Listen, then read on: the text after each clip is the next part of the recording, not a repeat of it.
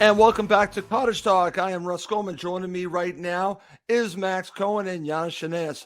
This is our post-match show of Fulham's 2-1 loss to Manchester City at the Etihad. And we're going to be asking the question, if you're watching live, feel free to share your thoughts. Did Fulham get screwed at the Etihad? That's the title of the show. So we're going to talk about that in detail. We'll talk about other topics as well. There's a lot to get through, guys, in this match. It's not just about the De Bruyne situation. There's a lot of other situations to talk about, but we're going to focus on that. Guys, I told you I had a topic for you to begin the show. So we are going to focus on what happened with the very end of the match. But I'm going to ask you this, and I want you to be honest with me. Max, I'm going to give you first crack at this. So if we're going to talk about the De Bruyne situation, I want to bring up something that has happened with Fulham. Okay? Max, did Mitro cheat against Aston Villa? I don't know. I don't think you can compare them. Why? Because it's a big club bias. Because the real question is, I understand the big club bias. We're going to talk about that. Why does Willian not get a penalty last week against Everton? That's the correct thing to compare it to. Those are very similar situations here. Okay. I just think I'm just trying to be honest here. I don't think so. I don't think he did. I don't think so. No. You don't think that when Luis bumped him, he just went back flailing, and that's a headbutt, Russ. I mean, Douglas Luiz put himself in that situation with a headbutt. Douglas Luiz, that card got Anthony Robinson. Max. That was a mistake. That was a very bad decision, I think. Anthony Robinson barely touch. If he even touched De Bruyne, I totally agree. He went down like he was shot, and that is totally different than I think what happened, which is a head-to-head, collision. Different situation. It's a big club bias. It really is. Okay, I'm not going to disagree with that, but I want to bring something that has happened to Fulham. Listen, the calls go with you and they go against you.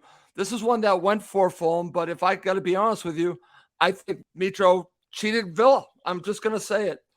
Yannis, I'm going to go to you because I want to focus on De Bruyne, but I wanted to bring something back just so we're honest here, that we talk about things that happen with Fulham too. What are your thoughts? If you dive, you're cheating. Okay. I think it's. Mind you, saying that it is Aston Villa. Okay, but I want to get your thoughts on Mitro first. Those buggers. Useless club. But yeah, I don't like it. Okay. I don't like it. I don't think there's any time for it. Okay, but I'm asking you specifically what happened with Fulham. Do you not want to talk about that? Well, if he dives, Mitro dives against Villa, then it's cheating. Okay. I mean, I'm die hard, but it's. I mean, if it's not good enough for one, it's not good enough for another. I'm not going to condone it. Okay. I just think that in this day and age, 2022, if there is diving, and the referee has made a call and it's incorrect, that is the whole point of VAR, and that's getting the right call. Okay. And that's where the De Bruyne thing and others will say, well, they had the chance to reverse it and they didn't. Okay, let's get right to it, Max.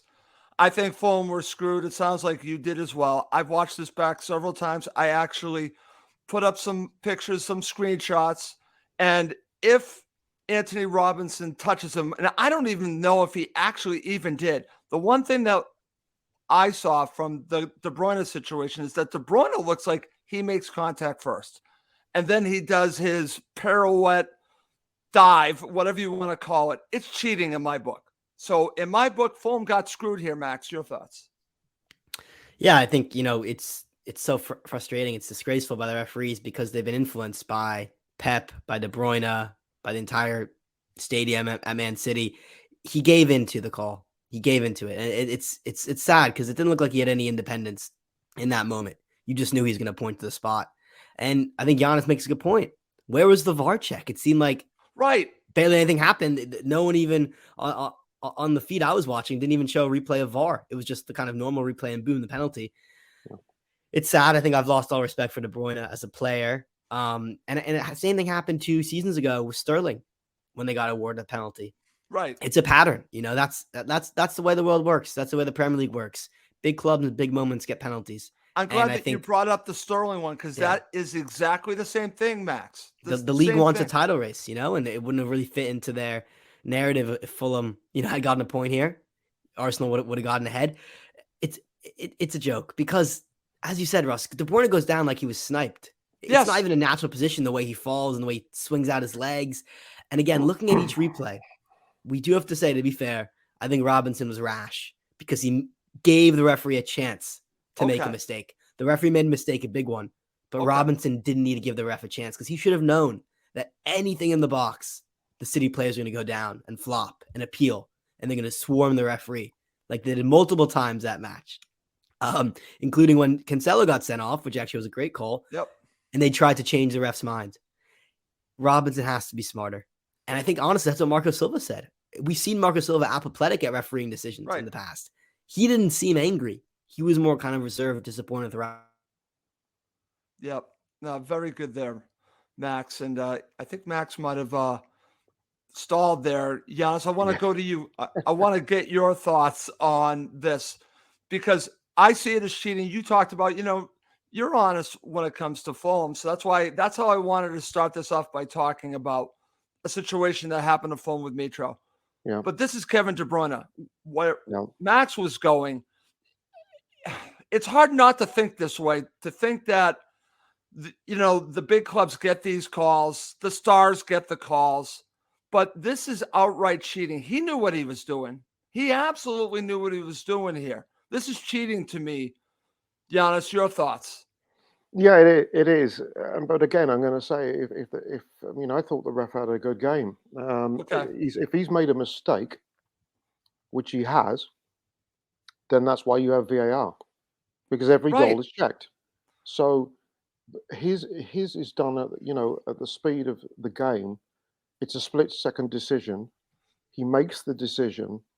He believes the decision to be correct, but VAR is the safety net to ensure that the right call is made.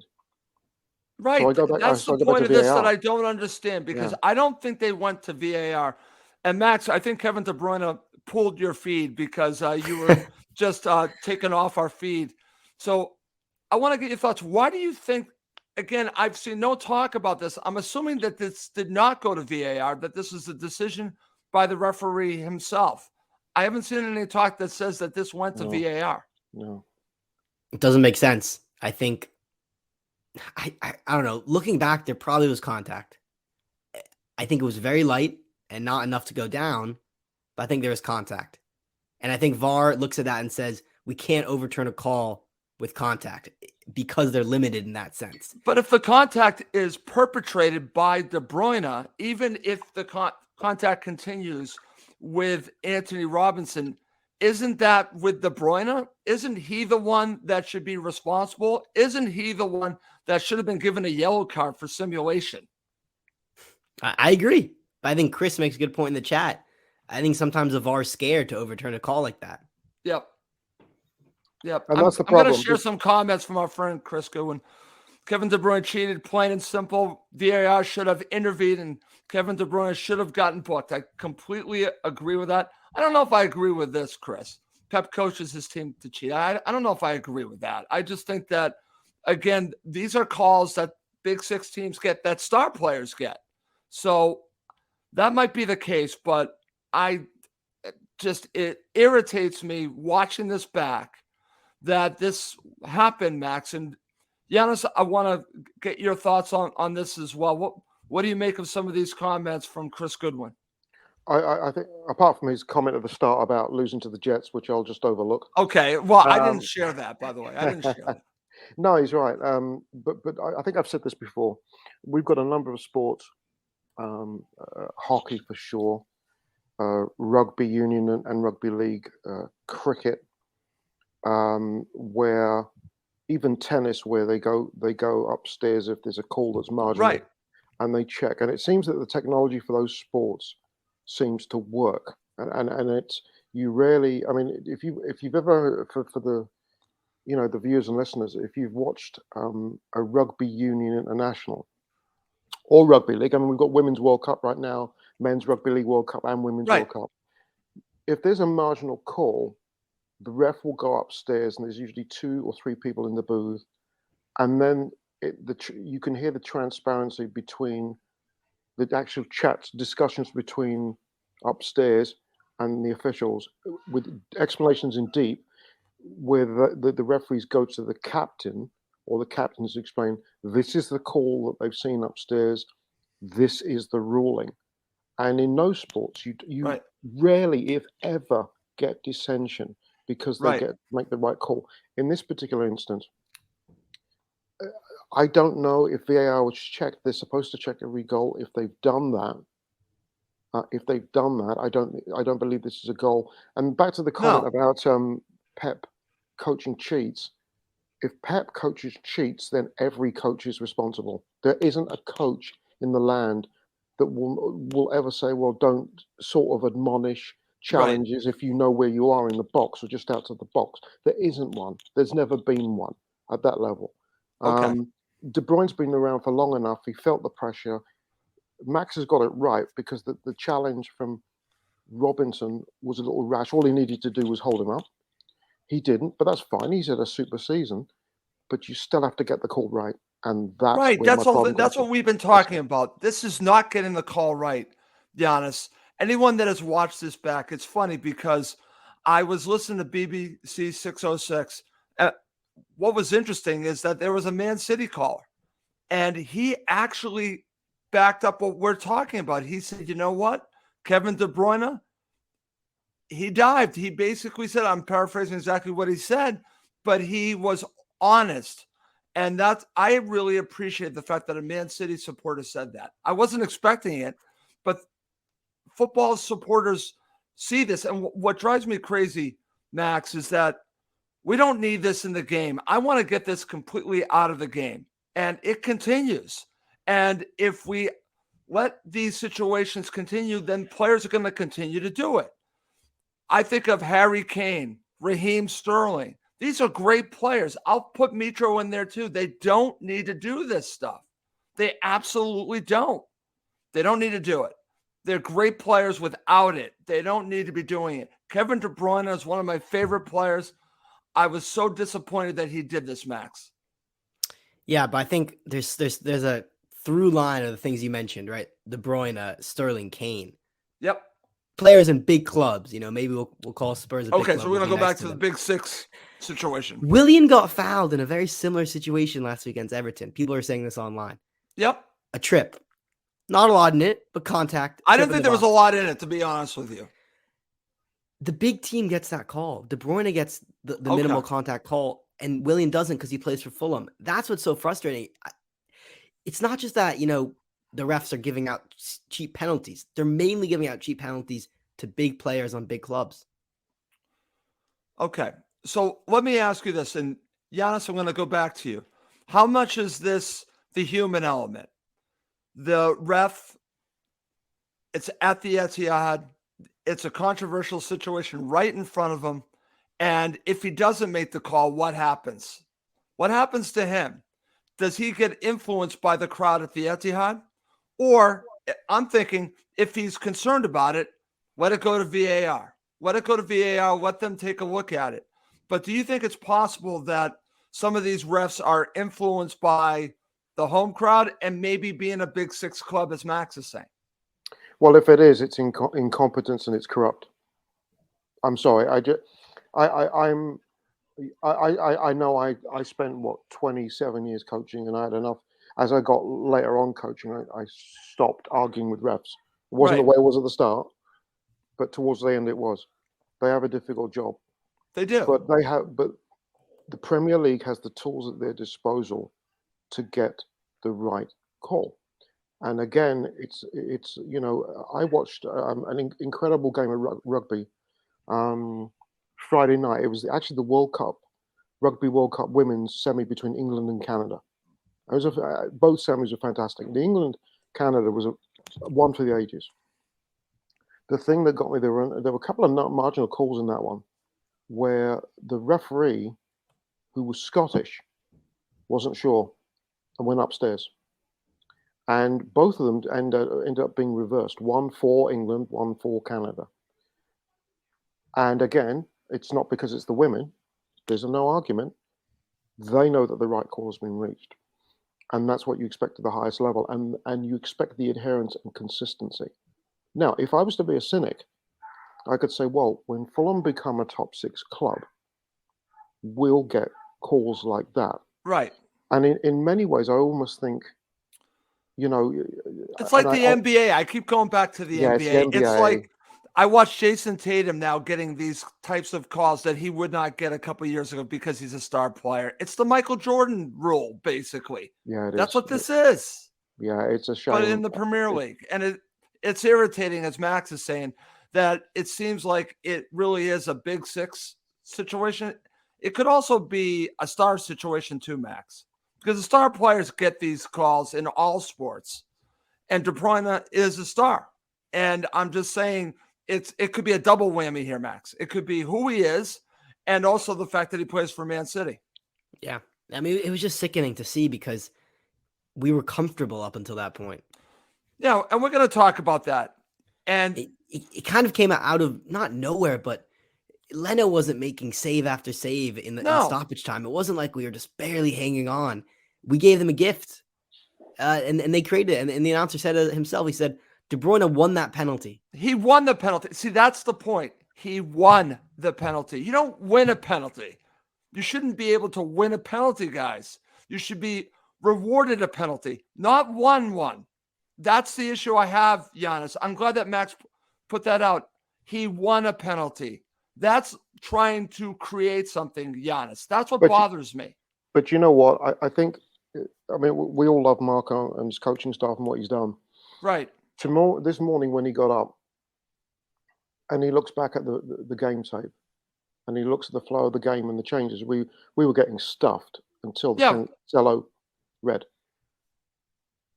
I know that deep down he's going to look at that and go, you know what, we didn't do enough. We just didn't. And you're probably right. Enough.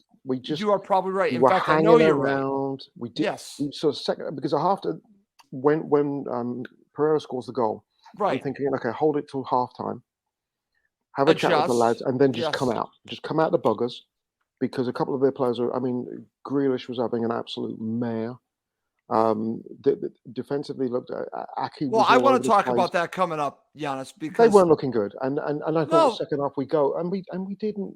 And then you look at the bench, and that's another thing. The Khans weren't there yesterday, but I hope they watched the tape, because when you look at what we did, looked at our bench, Marco's looking and he's going, okay, who have I got on the bench? And then all of a sudden you look and Pep Scott, he's going, okay, we'll get Foden. Haaland's he's not even fit. He's not even fit. I know it's a joke what they can bring off the bench. Right. I know, but that's because I this is for the listeners and watchers just to think think about this. And I'm not being jokey here.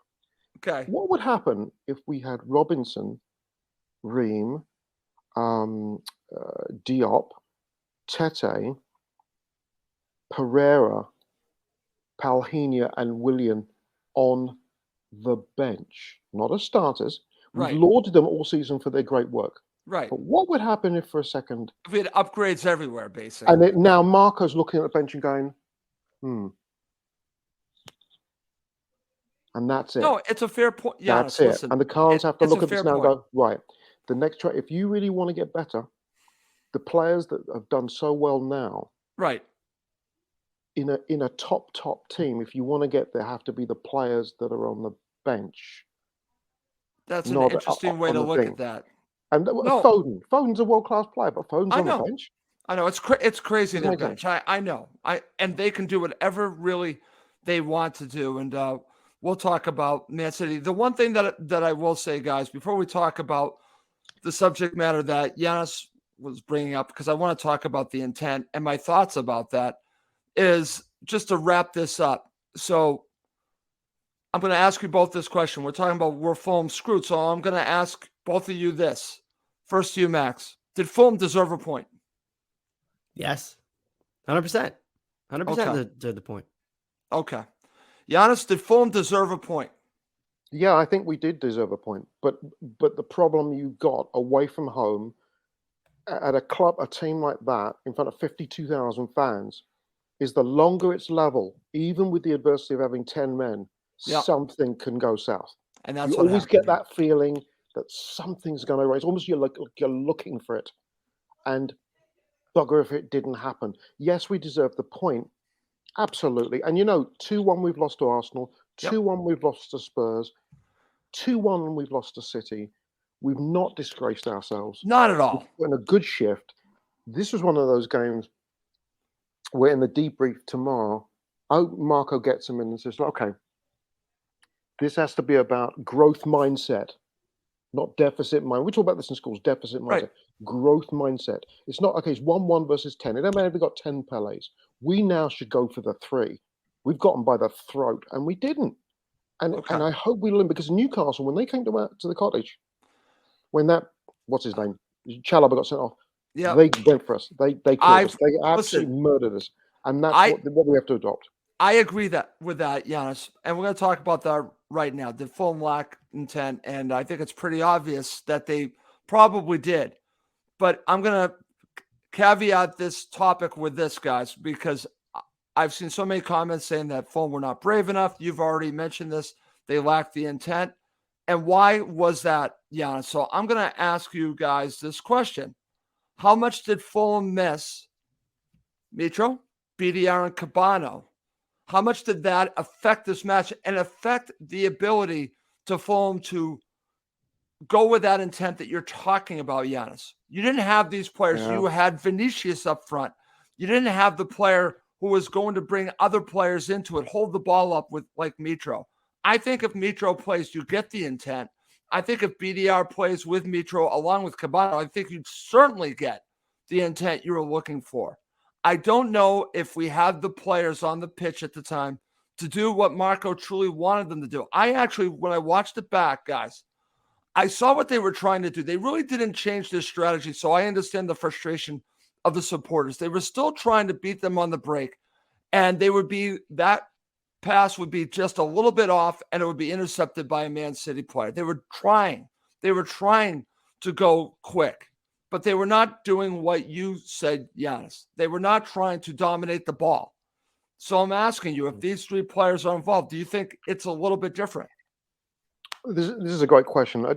We had Willian and Wilson playing out wide, so that's Right. your BDR and Cabano with Kenny. So say we put BDR and Cabano into the mix.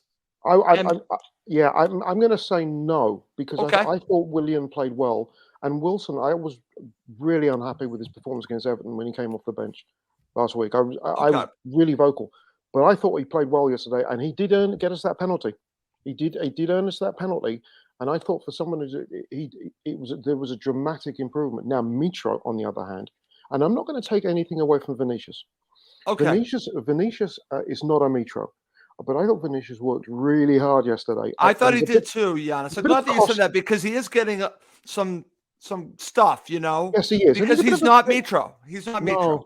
And he's a bit of a Diego Costa. He's a bit of a poo stirrer. You know, you could see that yesterday. He was giving him he was being physical up there. He doesn't have the first touch, and he certainly doesn't have the range to drop 20 to 30 to knock a ball wide. But I thought he did a good job. But we missed Mitro, because the problem is when you've got Mitro out there, you change the focus of attack. You change. If I'm a Pep and I look at where Mitro's development, I'm thinking, oh mother, you know, he's not this typical number 9 tank. This guy can do other things now, and he's fitter and leaner. And he was a big loss. And again, that was a decision made about his ankle, and because United are next week, and we saw that United are looking pooey. Right.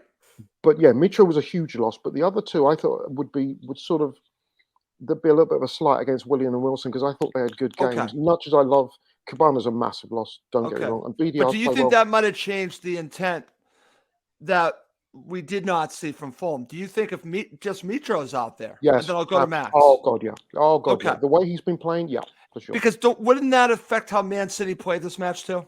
Big time. Okay. Big time. Because Mitro's playing. He's playing that well. Right. And he's playing it with knocks. Right. So he's just a. Yeah, right. I'm not trying to give the club a free pass here by saying no. They definitely should have played with more intent. I agree with the supporters that are saying that, but I'm also saying that they were hamstrung here, Max, especially that they did not have Mitro. I want to get your thoughts on it. I think it's obvious that they did not have enough intent. We could argue why. But I also think that there's a factor here, and the major factor is Mitro and the other two players. Yeah, I mean, there's no game plan to attack because the entire week Marco would have been focusing on off the ball. See, this is where I'm going. This is why I think there wasn't much intent. Their game plan was to do what they did, and I think to change the switch, the game plan was going to be difficult with these players without Mitro.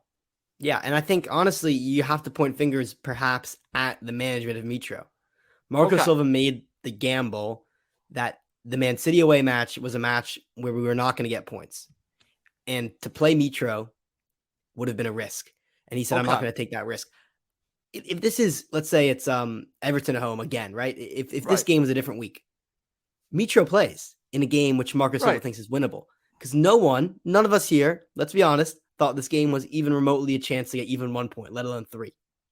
But then we're thrust into the situation when we're a man up, and Yannis said we need to show intent.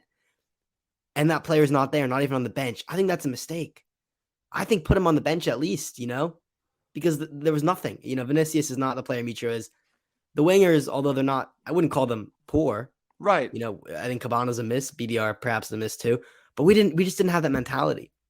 And it was honestly a bit embarrassing, even though it's Man City, even though it's away from home. No, I know. The team with one more person shouldn't be hanging on for dear life. And at times it felt like we had that mentality that we didn't know we were level. We didn't know we had a man up.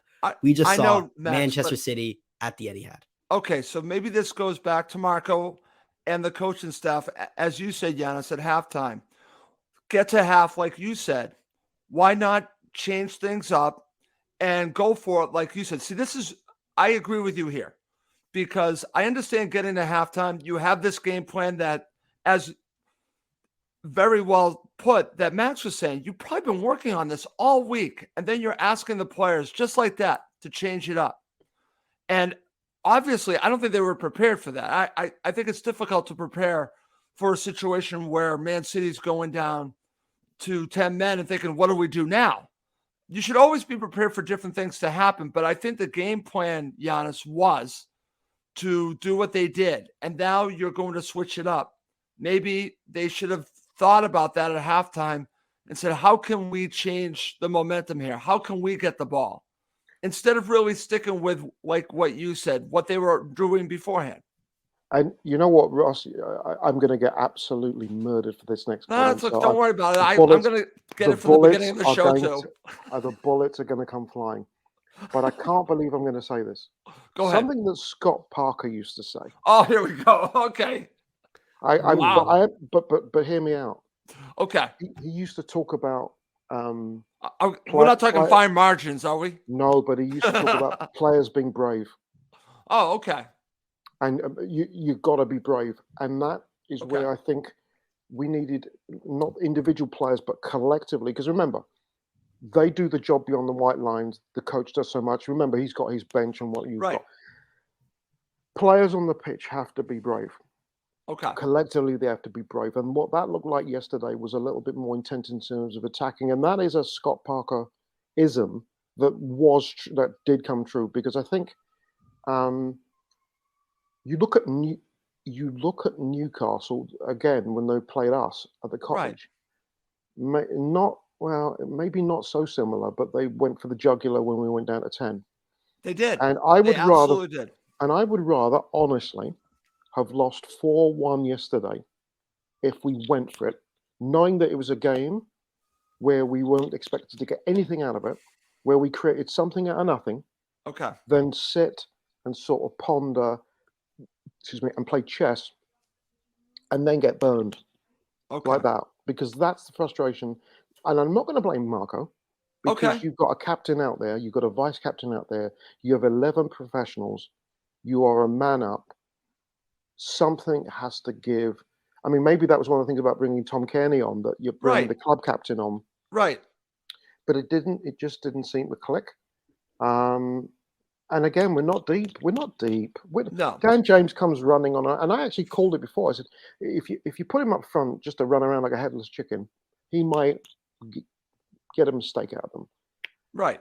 But look, Harris came on, he ran about, but our bench is not deep. We're not. We're No, not. I agree, Giannis. I'm not going to disagree with you there, but Max, I want to get your thoughts. He's putting it a little bit on the players, and I'm sorry, Yannis. I think that's where you're Yeah, going yeah, on yeah, this. yeah, That yeah, he's yeah, putting yeah. it on the players out there to be more brave, as something that would Scott Parker would say a great deal, and that they kind of just stuck with what they were doing, the game plan. It didn't seem to change. In fact, the two best opportunities Fulham had, Max, were with Wilson, and they looked almost identical. One in the first half, one in the second half. The second half, he just shot it really wide, but it was really a similar situation. It looks like they kept trying to do that. So did they really change things up? I don't think they did.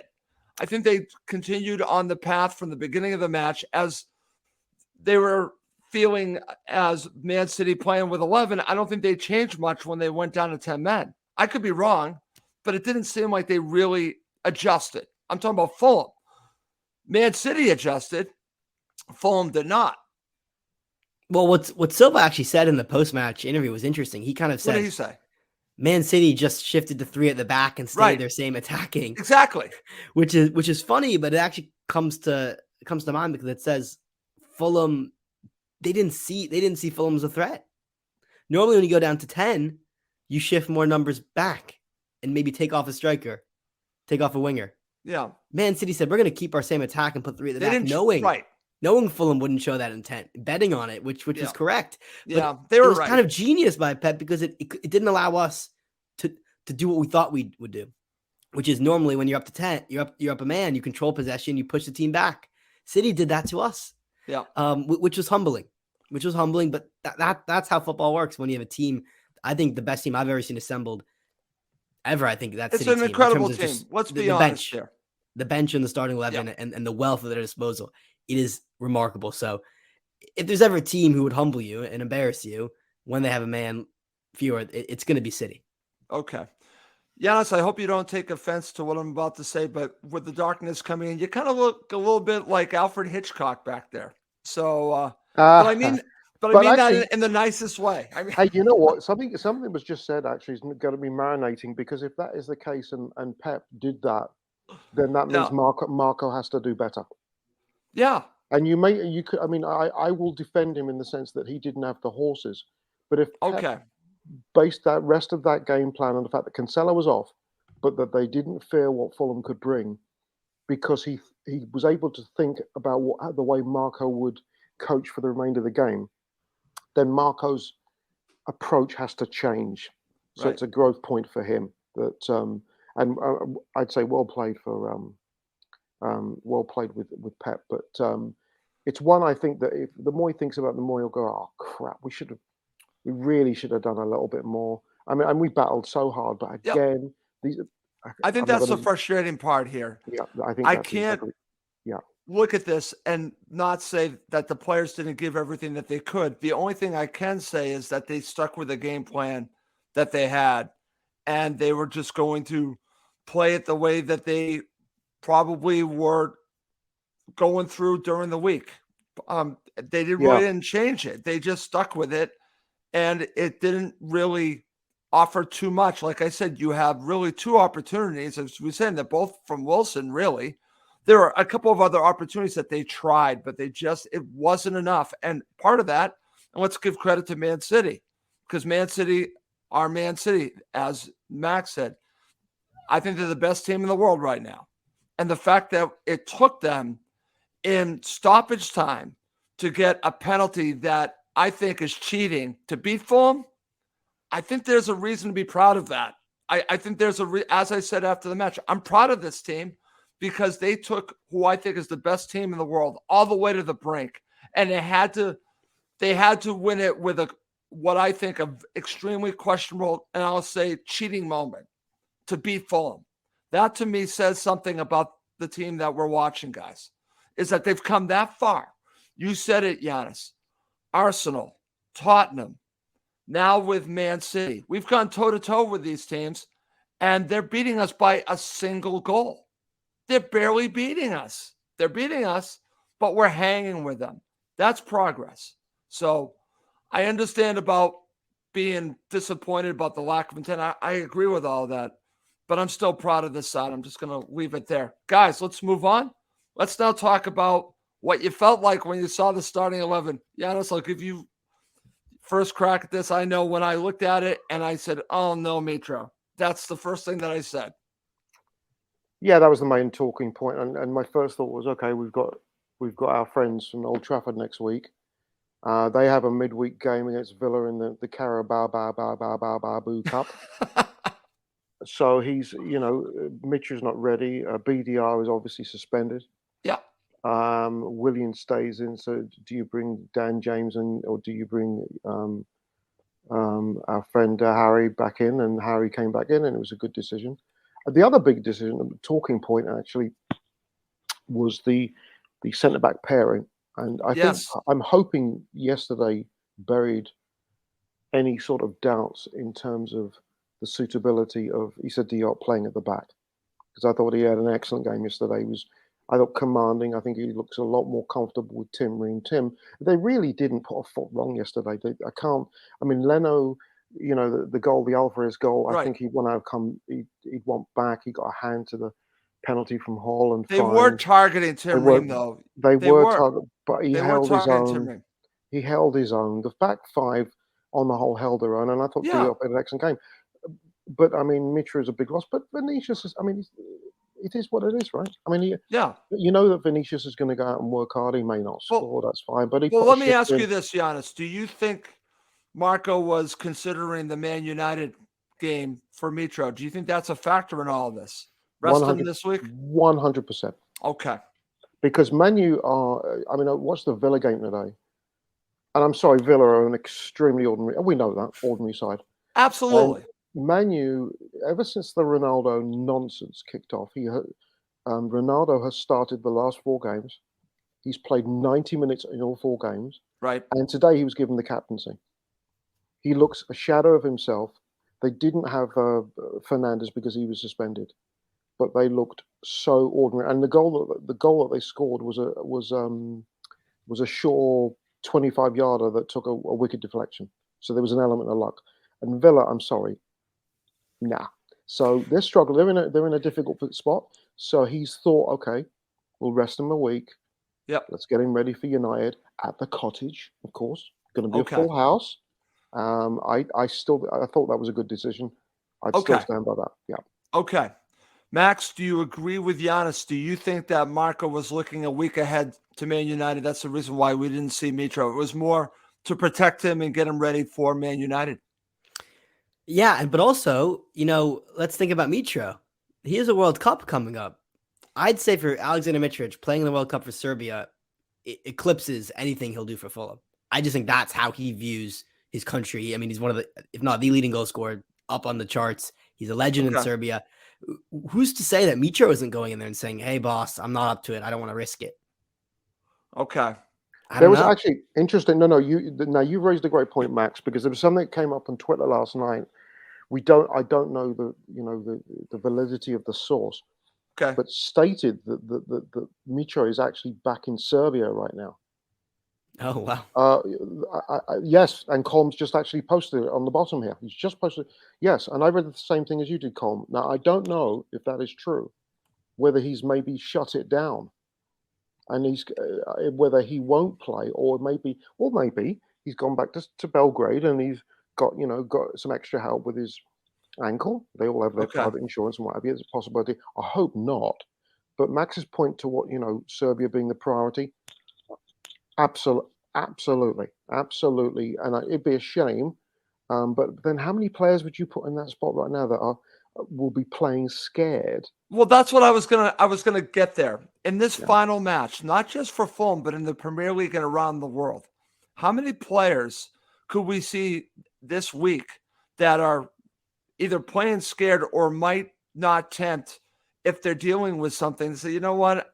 I don't feel that I should play this week because I'm not 100%.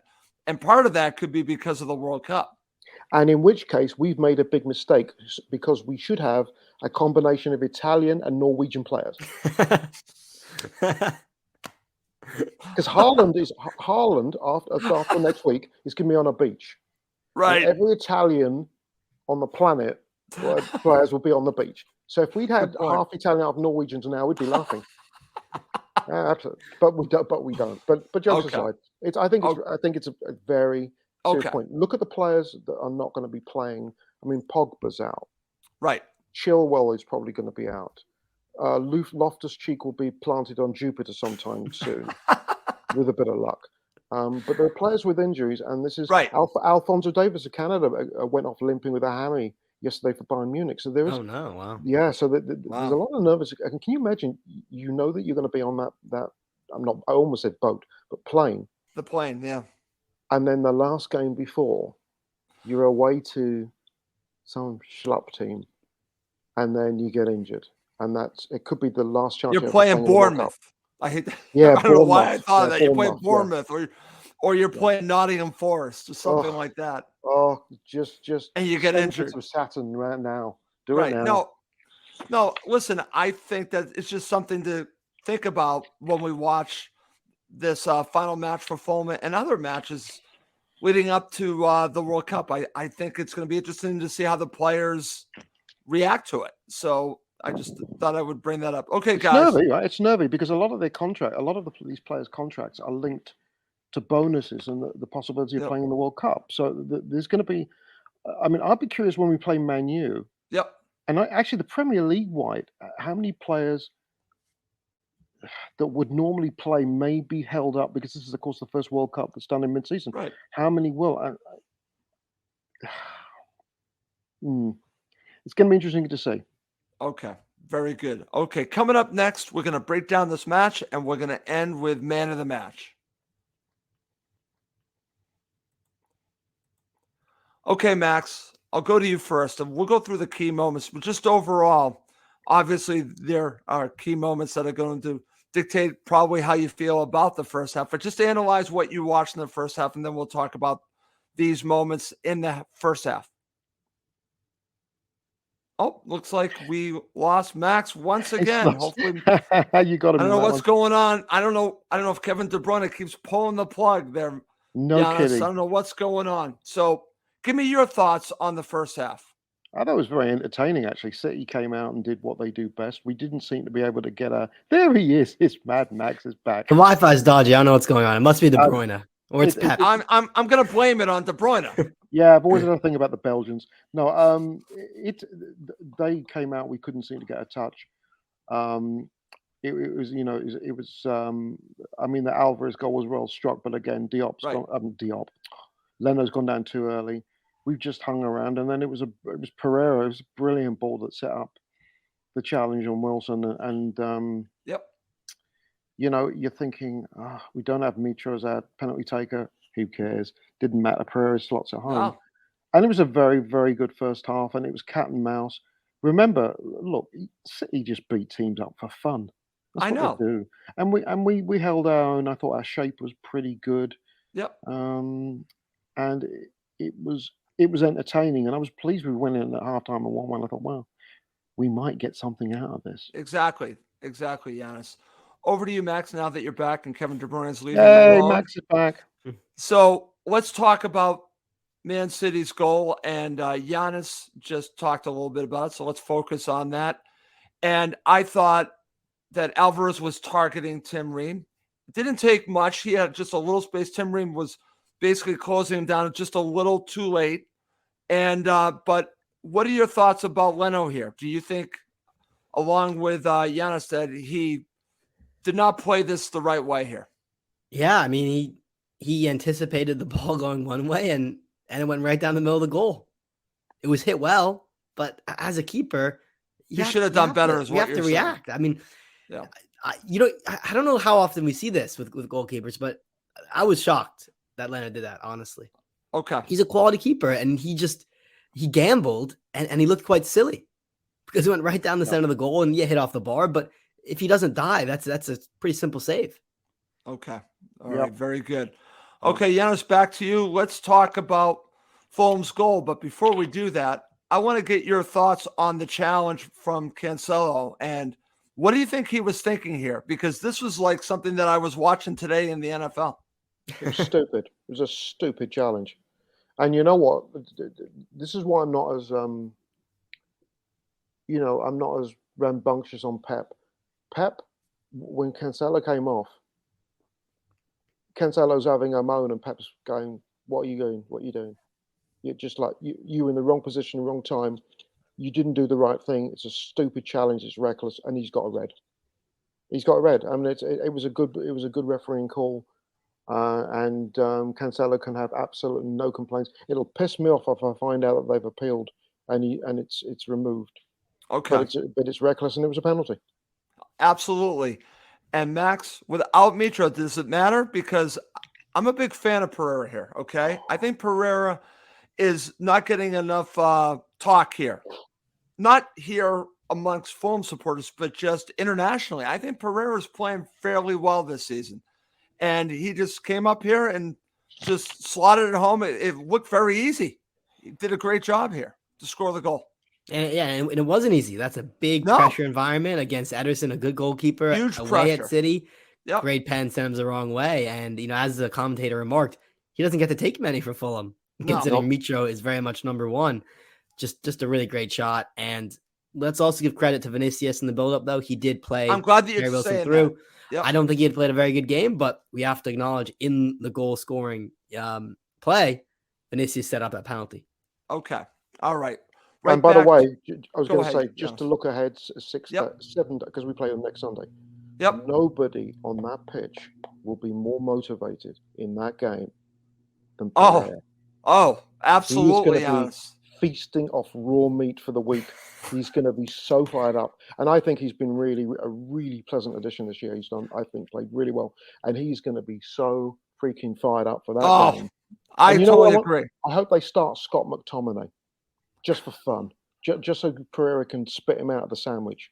It's going to be fun to watch him because he's going to be so fired up at the Cottage against a team that basically discarded him, basically didn't give him a chance, and he's going to. I can't wait to see this. This is going to be good old karma coming down the pipeline. Okay, excellent stuff. All right, Max, back to you. Let's just finish up talking about the first half as we're talking about the approach of Fulham. So they score the goal, and they're down to 10 men. What did you see after this from Fulham? Is it similar to what we've been talking about, that they basically just kept doing what they were doing as feeling that Man City were with 11 as they are now with 10? They were just kind of shocked. I think they couldn't quite believe they're in the situation. And City ended that half with chance after chance after chance. Yeah. Leno, we do have to give him credit. Yep. Great save. I think it was from Akanji off the header. Yep. Ake had a number of headers too. Saves, yeah. Shot after shot after shot. City ended that first half. And if you asked anyone who was a neutral who just turned it on, who's down to 10, they would have said Fulham. I think that was probably one of the situations when we were most retreating on our own half and just kind of, as Yannis said earlier, just get to the half and hope to regroup. Okay, very good. All right, guys, let's switch to the second half. And Yannis, I want to get your thoughts on what we've been talking about, because as I'm watching this, I'm thinking nothing looks really different. They obviously made substitutions, and when you have the substitutions that Man City have, and then you see Fulham substitution, nothing against bringing on Tom Kearney, even bringing on Luke Harris, it's great. But when you bring on Haaland and Foden, you're kind of screwed a little bit if you're Fulham. But what are your thoughts about what Fulham decided to do in the second half? I think the conditions played a part. You're going to bring Kearney on because of his experience. That was a good call. Dan James has not won me over. He just looked, I don't know. I mean, he runs around well, but doesn't really do a lot of anything. Right. Harris was a very brave call, but I think if you're going to give him experience, do it now. Let me think. Who were the other subs? And Babu came on. Well, and Babu actually did. I thought he actually did okay. I started swearing at the TV. My wife can testify to this. And it was, I wasn't saying Mbabu. I was saying. Oh, by the way, happy anniversary. Oh yeah, 28. Yeah. Max, I'll give you advice on that, man. Okay. Babu, do you remember the Seinfeld character Babu Butt? Yes. Yes. Babu, yeah. Babu. Babu. Yeah. And I'm going, oh, it might as well have Babu out there because I thought, oh, this is gonna be a disaster. But Yeah. to be fair, I actually thought he played okay. Okay. But again, you've just nailed it. Our strength in depth is a problem, and I might have actually done something a little differently. I want to see Duffy get a little bit more time. I really do. I think Shane Duffy in the air is very, very good. I think, at the moment it looks like a little bit of a wasted loan, and I think he adds value. And interestingly enough, Tosin didn't come off the bench, No. which now you could then say, well, where would you put him? Well, are you telling me he can't play at right back? I think he probably could. Okay. So I'm not sure. That maybe he's in the doghouse of Mr. Silva, but just Okay. nonetheless, our bench just isn't good enough, and you know, it's something that we're going to have to address in the January window. Although it's going to be more prohibitive because you know what the cost of players are like Okay. in mid-season. Very good. Okay. Max, as I looked at the second half and I just felt it was similar to the first half, like I've already mentioned. There was that opportunity from Harry Wilson. But as we're getting into the second half and they bring on Holland, I'm thinking it's only going to end up in the back of the net. It actually did. But this was the right call because this is why they have VAR. Was it close? Yes, but it was actually, I believe it was his leg, if I remember correctly. It wasn't the arm. It was actually, I want to say his knee or a leg here. So it was legitimate. This wasn't like fine margins. This was legitimate, but it was close. So they really got out of jail free card on that one. Then, of course, we have the end of the match. But just give me your overall thoughts on what was going through your mind leading up to the very end where we have, I think, Fulham being cheated out of a point. Yeah, I think, as soon as you bring on someone like Holland and someone like Foden off the bench, Oh, it's insane. you had to we had to kind of give up on the sense that, we're still up a man, we still have to attack. And now it's like, okay, let's protect what we have. Two of the best attackers in the league are on the pitch now. And you could see the Fulham players kind of internalize that and start to drop back. But there were some moments when we had some counterattacks, and Bob was involved, Van James involved, Kearney, Tete. There were some nice little passes.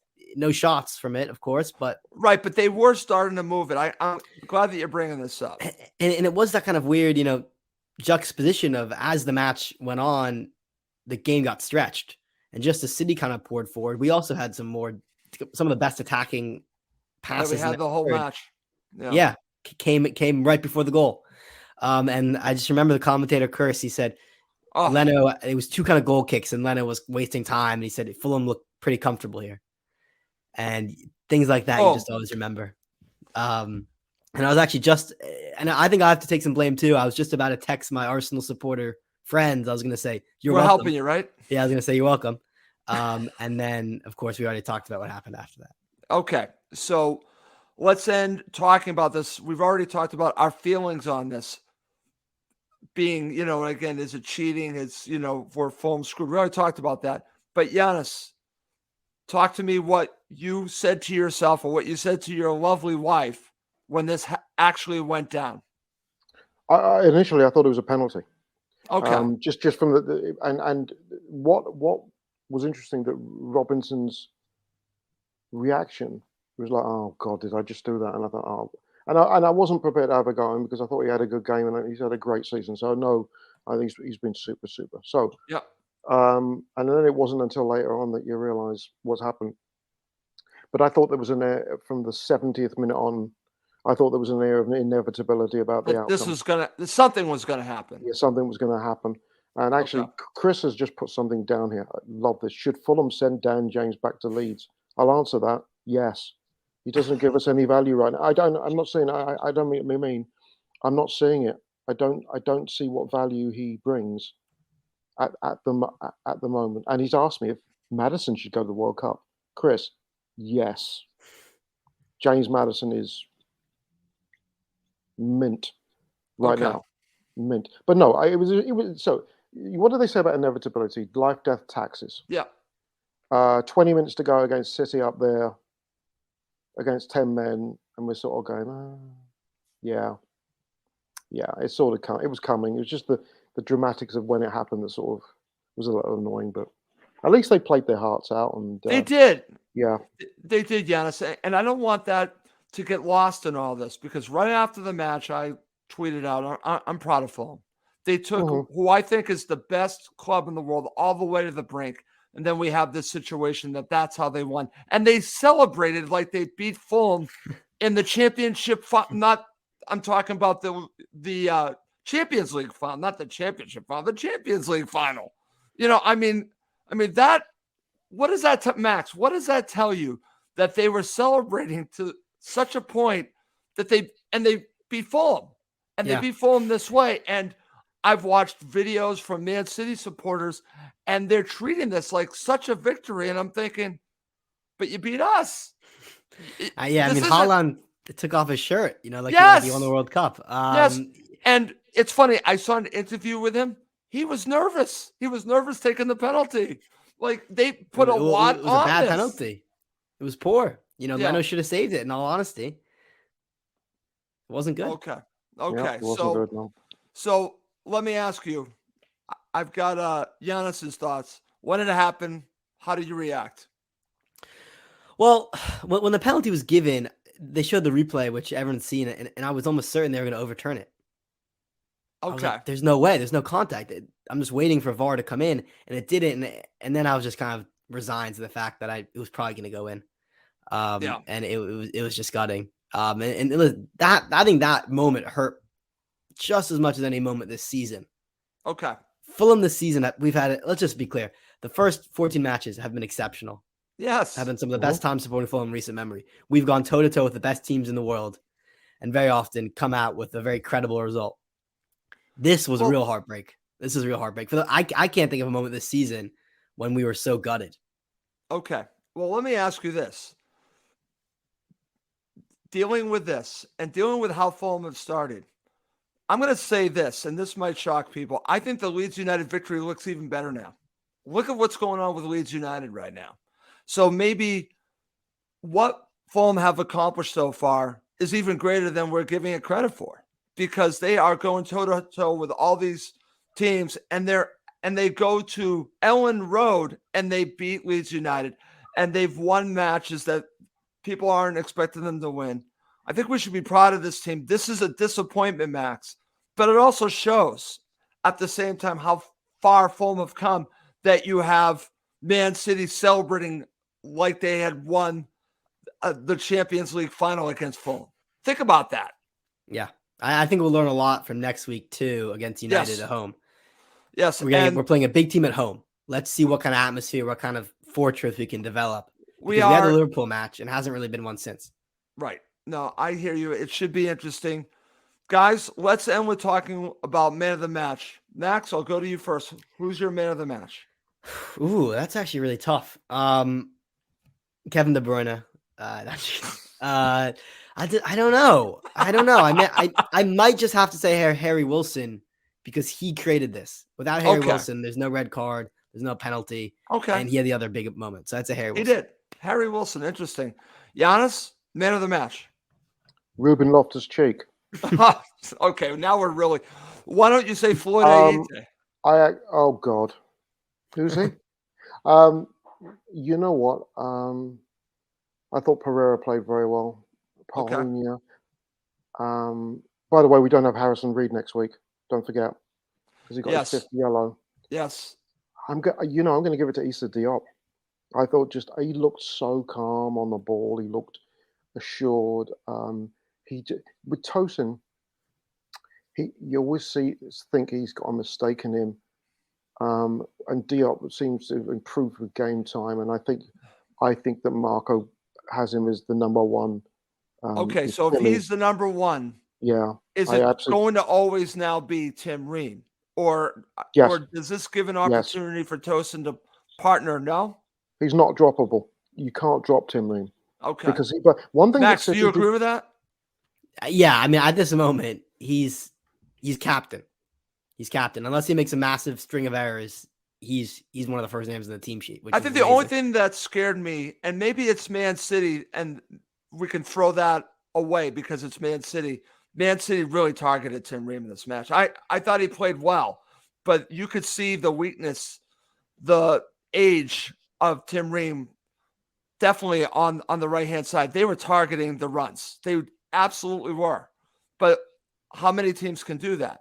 Man City can do that.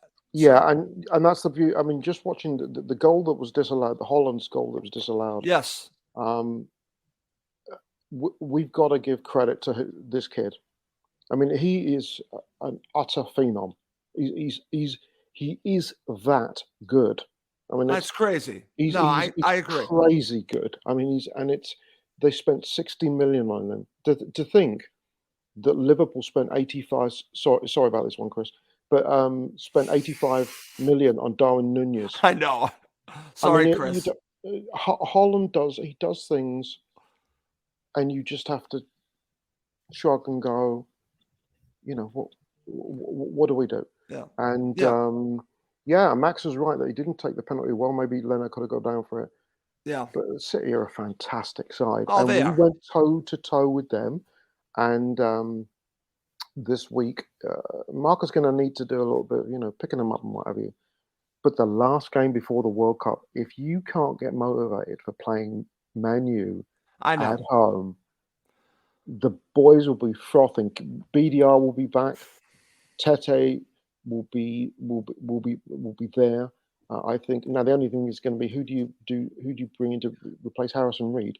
That's going to be an interesting question. I think. Do you bring Josh Onomah in?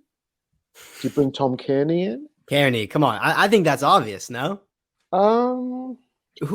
I don't see another Chalobah. Yeah, bring Chalobah. Well, back. then the question would be who plays in the sixth role? Would it be Palhinha? But that's okay. That's fine. Yeah. No, Chala what? Chala no. Okay. No, Chala no. No. So this is from Combe. Maybe you guys can confirm this. No Reed, Tete, both on 5 yellows, and probably Mitrovic against Man United. The first, you're right. Com's right about Tete. I think he is on 5. Mitro, I still think that the lure of playing United will be fine.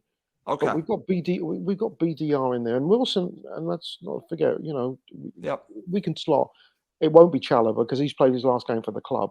He's not going to play. He's not going to get a minute because Marco's got a memory, and good coaches do, because once you're in that doghouse, it can. Mitra found this out 2 seasons ago. Once you get in a doghouse of some coach, it doesn't matter what you do, you'll never get back in the good books. Okay. Just so you know, here's a comment from our friend Chris Goodwin. Darwin will come good. He is a work in progress. You don't spend that much money on a work in progress, Chris. I'm sorry. You just don't. Chris, I had the pleasure. I have to tell you this, and I'm betraying my age here, but I had the pleasure of watching Ian Rush. And Ian Rush, for me, is, I still think, the best striker Liverpool have. Oh, you could say with Dalglish, but Ian Rush was just not dissimilar build.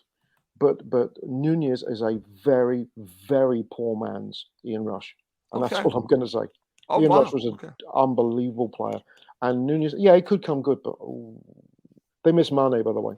They should never have sold Mane. They totally miss Mane, and I'll just say it. They should be playing Fabio Carvalho more, Chris. I'm just going to say that. Mm-hmm. So it's just my 2 cents. I've talked to a Liverpool supporter that says, no, Harvey Elliott is the player. It's like, no, it's going to end up being Fabio. Fabio's the better player eventually. And I think Liverpool will find that out. And it's not a Liverpool show, Chris. We're not going to talk enough about Liverpool. Guys, I do want to wrap this up. Mr. Cohen, thank you so much for doing the show. I think you're going to have a very busy week, my friend. Final thoughts? Yeah, great to have Fulham on the mind now ahead of a busy week. And it's great to see you guys, Russ and Yannis. Chris said with the 3 Musketeers. I like that. I like that moniker. I'll take it. I do too.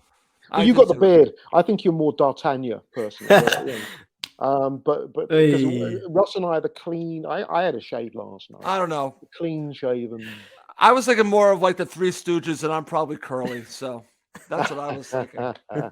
So, but thank you, Chris. I appreciate that. Yannis, thank you very much for doing the show. Final thoughts before we go? Great game yesterday. It's been is it weird? It feels a bit NFL-ish this year, the Premier League. You've got, of course, Arsenal and City, but there's a lot of parity. Oh, yeah. And, absolutely. It's been really interesting. And actually, Villa beating United today, us playing toe-to-toe with teams, is showing you've got that there. And although the Arsenal playing very well right now.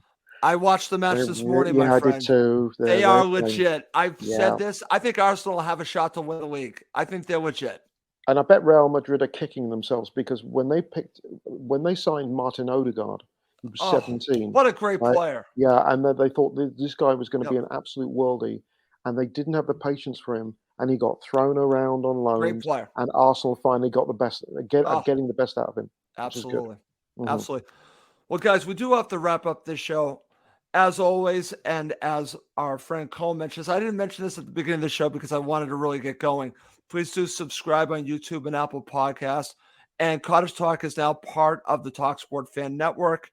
After the World Cup, you should be hearing more about that from talkSPORT, as I'm being told. So there's going to be a big push from them. So just want to mention that. Okay. Well, that's going to do it for this episode of Cottage Talk. For Yannis, Max Cohen, I'm Russ Goldman. Thank you as always for watching and listening to Cottage Talk, part of the talkSPORT Fan Network.